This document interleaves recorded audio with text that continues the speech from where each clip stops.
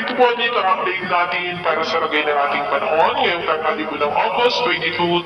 2024 na kung saan sa ngayon po ay walang habagat na umiiral ngayon dito sa ating bansa. Easterlies ang hangin na umihip po sa silangan ng ating bansa. Ito po ay mainit na hangin na nanggagaling po dyan sa may Pacific Ocean.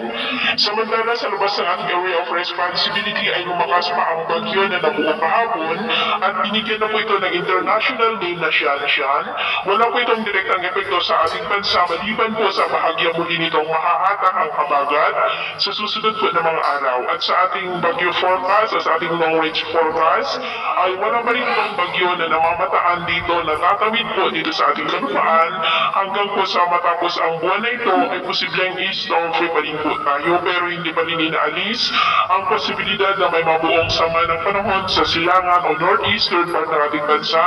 sa mga susunod na araw na siya muling magpapalakas ng habagat.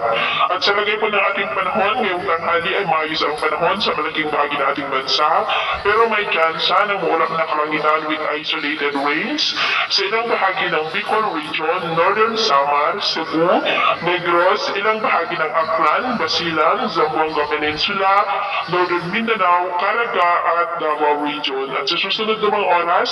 ay mas maulap ang kalangitan with isolated rains sa ilang bahagi ng Ilocos Region, ilang bahagi ng Cordillera, silangan ng Cagayan Valley, Lingayen sa may Pangasinan, Palawan, Bicol Region, Panay Island, Negros, Cebu, Northern Leyte, Samar Provinces, Sulu Archipelago, Zamboanga Peninsula, Northern Mindanao, Caraga, Davao Region at Sorsogen. Kaya mag-ingat pa rin tayo dahil ay posible pa rin po ang mga banta ng mapagbaha at unang lupa. At sa atin naman po mga baybayin, wala naman po tayong nakataas na nawang warning signals. Pero tayong mag-ingat lamang po kung papalaot tayo para mas makaiwas sa mga sakwanang